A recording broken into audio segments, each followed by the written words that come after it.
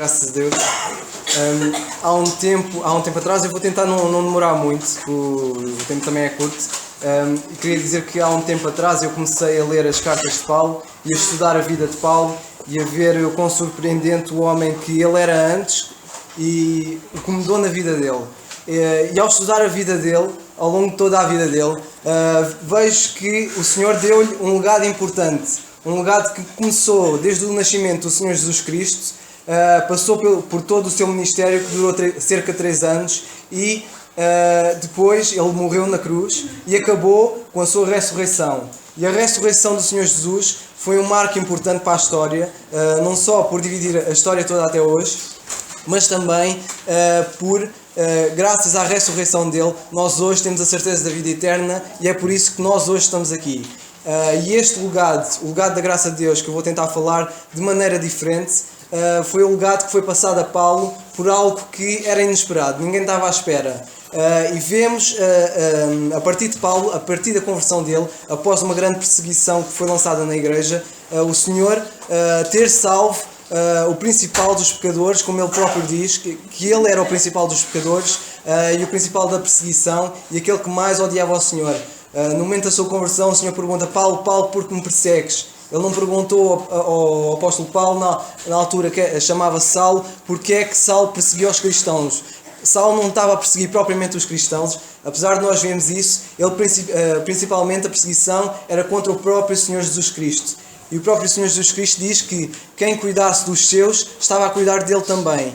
E vemos este legado importante a partir da conversão do apóstolo Paulo, em que ele se converteu e este legado foi deixado ao apóstolo Paulo de forma a salvar todos os pecadores somente pela fé na morte, sepultamento e ressurreição do Senhor Jesus Cristo.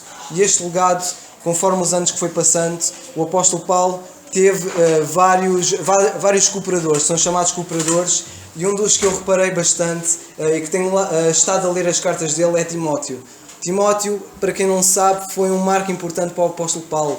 O que o apóstolo Paulo muitas vezes não conseguia fazer, Timóteo estava lá. Quando o apóstolo Paulo estava preso, era Timóteo que ia às igrejas. Quando o apóstolo Paulo estava em algum ministério, em algum lado, era o apóstolo Paulo que mandava Timóteo ir a algum lado ou a alguma igreja. É falado na primeira carta, se não me engano, o apóstolo Paulo diz a Timóteo pelo motivo que o deixou na Macedónia. Porquê? Porque o apóstolo Paulo também estava em trabalho ou estava preso. E Timóteo foi muito importante, não só ele, eu pelo menos consigo lembrar-me de outros, pelo menos os principais, Timóteo, Lucas e Tito, e se não me engano também Silas andava muito com ele, mas Timóteo foi um daqueles que, se nós, ao lermos todas as cartas, estava sempre com o apóstolo Paulo. 6 cartas, quem for a ler as cartas de Paulo, a saudação inicial de 6 cartas que Paulo escreveu a várias igrejas, aparece sempre Paulo e Timóteo. E na saudação final de Romanos é dito que Timóteo saudava os irmãos em Roma, apesar de Timóteo não ter ido lá. E Timóteo foi este cooperador e este auxílio. Muitas vezes o apóstolo Paulo, até na carta que ele escreve a ele, diz que Timóteo era tão fiel e o consolava, tanto o apóstolo Paulo, que até muitas vezes chorava por ele, só para o apóstolo Paulo ser consolado. E é hoje que eu quero falar um pouco dele, um pouco de Timóteo. Mas vamos saber primeiro alguma coisa sobre Timóteo. Eu fiz este PowerPoint para alguns irmãos que quiserem tirar algumas notas de versículos para depois verem em casa, estejam à vontade. A primeira coisa que lemos sobre Timóteo, sem ser nas cartas, é Atos 16:1, em que é dito: e chegou a Derbe e Listra, Paulo e Silas, e estava lá um certo discípulo por nome Timóteo, que era filho de uma judia, que era crente, mas de pai grego. Aqui vemos a primeira vez algo sobre Timóteo. Depois, um bocado mais à frente, vemos Paulo a dizer a Timóteo na segunda carta: trazendo à memória a fé não fingida que há em ti, a qual primeiro habitou na tua avó Loite e em tua mãe Eunice, e estou certo que também habita em ti. Timóteo, pelo menos não temos a certeza quando Timóteo se converteu, mas temos uma pequena ideia, e eu vou dar um versículo um bocado mais à frente, de Atos 14, em que o apóstolo Paulo tinha fugido de Icónio e foi parar a Derbe e Listra, e lá evangelizou aquele povo. E certamente podemos perceber que provavelmente nessa altura, e é uma coisa que podemos ter quase a certeza absoluta, que Timóteo estava lá, mais a sua mãe e a avó, e certamente ouviram a palavra de Deus e se converteram. E vemos que Timóteo, nessa altura, pode-se ter convertido nessa altura com toda a certeza, mas ele não seguiu logo o apóstolo Paulo. Paulo não o chamou para com ele. Mas mais tarde, vemos que Paulo chamou. Timóteo era filho de uma crente chamada Eunice e tinha uma avó chamada Loite, e o pai dele era grego. Não sabemos se o pai dele alguma vez se converteu ou não, mas este é um caráter importante e não temos a certeza disso, mas certamente que Timóteo deve ter falado ao pai quando ele se converteu. Não temos a certeza do que aconteceu mais tarde, no entanto, depois o próprio apóstolo Paulo, e uma das coisas importantes para nós sabermos que Paulo converteu Timóteo, é que Paulo diz muitas vezes a Timóteo, meu filho na fé. Ele várias vezes diz a Timóteo que Timóteo é seu filho na fé. Isto mostra que Timóteo converteu-se certamente com a evangelização do apóstolo Paulo em Derbe e Listra. Timóteo, desde a sua meninice, era conhecedor das Sagradas Escrituras. Como sabemos, a mãe e a avó eram judias, e certamente ele deve ter conhecido muito e muito bem o Antigo Testamento, não só pela avó e pela mãe, mas também pelo local onde ele estava, entre os judeus. E desde muito novo ele conhecia as Sagradas Letras. Portanto, de certa forma, então não deve ter sido difícil para Timóteo ter-se convertido. Porque o apóstolo Paulo, muitas vezes, quando ia às congregações dos judeus, ele pregava Cristo pelo Antigo Testamento, pelas Escrituras. E ele sempre, segundo as Escrituras, ele mostrava que Jesus Cristo não só era o Messias, como ele depois tinha morrido e ressuscitado. E vemos que também não deve ter sido difícil Timóteo perceber isto pelas Escrituras. Porquê? Porque ele já as conhecia pela avó e pela mãe. Timóteo era um rapaz bastante envergonhado, ele era tímido, e lemos várias vezes, na primeira carta a Timóteo, lemos Paulo no capítulo 4, e se não me engano no versículo 9, a dizer a Timóteo para ser o exemplo dos fiéis. Ou seja, Paulo dizia nessa carta, ninguém despreze a tua mocidade. E uma das razões que vemos, Timóteo era tímido, uma das razões dele ser tímido era por ele ser jovem e muitas vezes os mais velhos desprezarem a mocidade e o dom que ele tinha. E era uma das razões que ele fazia retrair-se e ficar um bocado mais fechado, ou mais parado, ou mais envergonhado. Quando Paulo escreve aos Coríntios, ele diz para que quando Timóteo for, ele que esteja sem vergonha. Vocês não façam com que Timóteo tenha com vergonha, ou seja, não o julguem, porque ele trabalha no ministério também como eu. É o que o apóstolo Paulo diz àqueles crentes naquele lugar. E é importante, e foi muito importante nisto, até para definir o caráter de Timóteo, e muitas vezes Paulo diz que Paulo não tem vergonha do Evangelho, e para Timóteo também não o ter.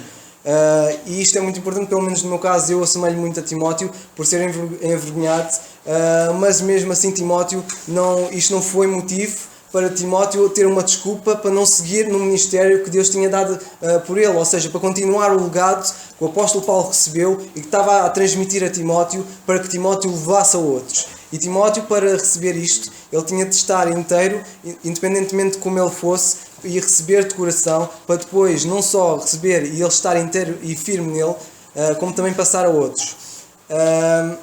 E Timóteo foi mensageiro de Paulo também, foi mensageiro deste legado que levou a outras igrejas e que foi sempre companheiro de Paulo até à morte. Na segunda e das últimas cartas de Paulo, a última carta de Paulo, ele diz a Timóteo que o legado dele, a carreira dele tinha terminado. Neste caso ele seguiu a fé e das últimas coisas que ele diz a Timóteo é: Timóteo, procura vir ter comigo depressa. Ele gostava tanto de Timóteo que muitas vezes não podia estar sem a presença dele, não só ele como outros também. Neste caso, quando Paulo escreve aos Coríntios, na segunda carta aos Coríntios, ele diz que passou por uma igreja e que viu que Tito não estava lá e ele partiu. E Paulo tinha muitos jovens com ele que também o ajudavam no ministério e que ele gostava tanto deles que ele só queria estar perto deles. E não só pela comunhão que ele tinha com eles, mas também para passar este legado. E Timóteo foi companheiro de Paulo até à morte de Paulo. E foi ele que deu, não só ele como outros irmãos, continuidade ao seu ministério. Lemos aqui, por exemplo, em 1 Coríntios, ele a dizer: por esta causa vos mandei Timóteo, que é meu filho amado e fiel no Senhor. Apesar de Timóteo ser envergonhado, ser tímido, ele ainda assim não deixava de ser fiel. A timidez dele não era desculpa para ele ser infiel. Por exemplo, segundo a Timóteo, como lemos aqui, por cujo motivo te lembro que despertes o dom o dom de Deus que existe em ti pela imposição das minhas mãos, porque Deus não nos deu o espírito de temor. Lá está, Timóteo era envergonhado e Paulo diz que Deus não nos deu o espírito de temor, que nós não temos de ter vergonha do Evangelho, mas de fortaleza e de amor e de moderação. Portanto, não tem vergonhas do testemunho de Nosso Senhor nem de mim, que sou prisioneiro seu. Antes, participa das aflições do Evangelho segundo o poder de Deus. Timóteo era um verdadeiro filho na fé.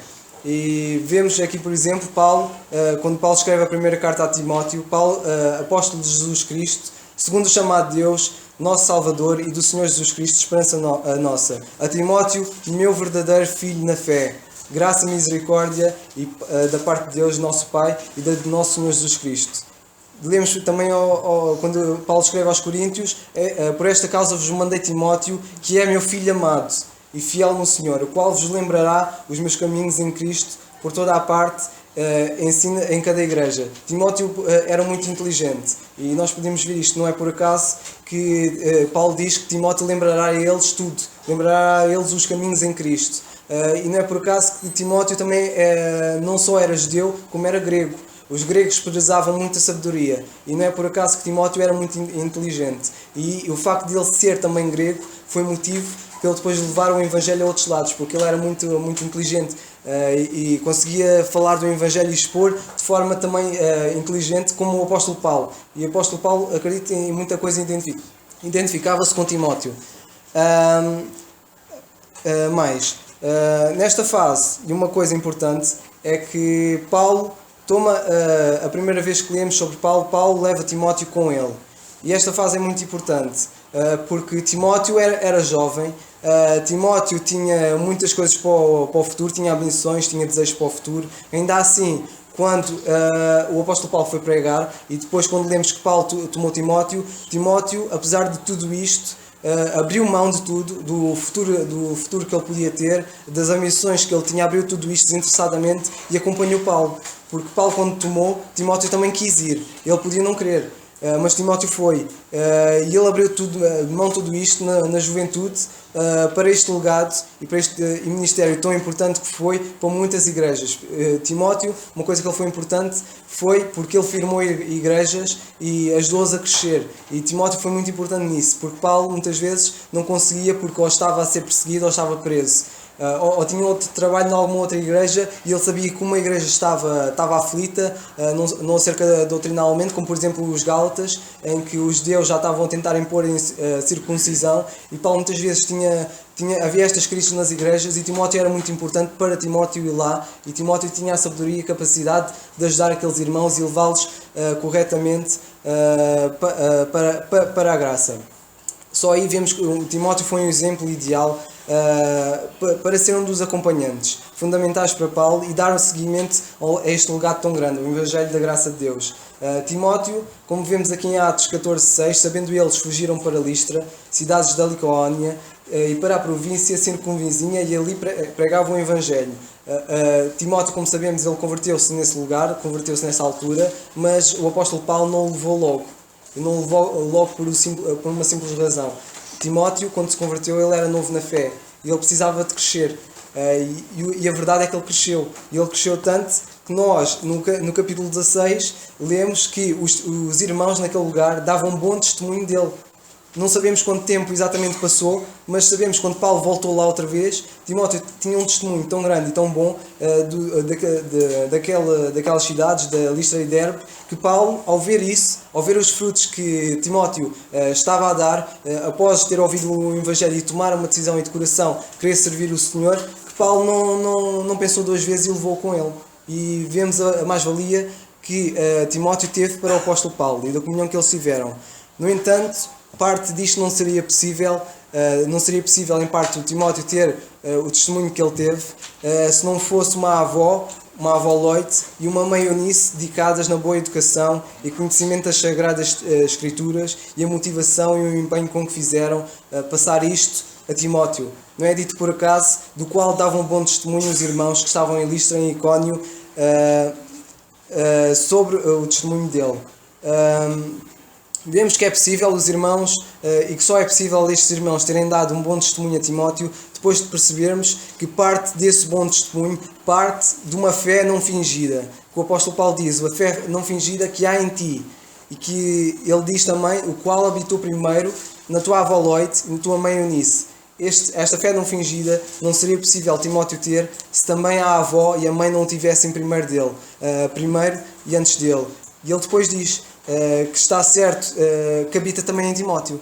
Isto não seria possível se a mãe e a avó tivessem uma fé fingida. Isso depois refletia-se certamente nele. E o que Timóteo foi, em parte, foi o que o Senhor fez na mãe e na avó, e no que esta mãe e a avó fizeram na vida de Timóteo. E o que elas fizeram foi muito importante para ele. Não só pelas palavras, mas principalmente pelo serviço e pelo testemunho que elas deram a Timóteo. Um testemunho tal e uma fé não fingida que contagiou. E que depois o apóstolo Paulo diz, e com razão, uma fé não fingida que certamente habitava nele. Contagiou nas ações, no ensino, na educação e na fidelidade que esta avó e esta mãe tinham por não terem uma fé não fingida. O que ajudou e contagiou Timóteo a ter uma fé não fingida exercida por esta mãe e por esta avó. Foi pela prática e não apenas, entre aspas, em teoria. Vemos que esta mãe e a avó tiveram um papel importante na vida dele. E Timóteo foi o que foi, graças em parte a ela. E nisto deixa-nos algumas questões. Como é que hoje os pais e avós têm ajudado, têm cuidado, contagiado e educado os filhos? Se têm o feito positivamente ou negativamente. E isto vê-se certamente no reflexo, isso vê-se nos netos e nos filhos. O que os netos e os filhos são desde pequeninos reflete totalmente o que pais e avós são. E os pais e avós não devem só mimá-los, mas devem educá-los e quando é preciso levantar a mão, usarem. E vemos que estas avós esta avó e esta mãe foi assim. E como pais, o que é que tem sido feito para contagiar positivamente filhos e netos? O que é que os tem influenciado? Os colegas lá fora ou os familiares dentro de casa? Mais profundamente, isto reflete a vossa fé também.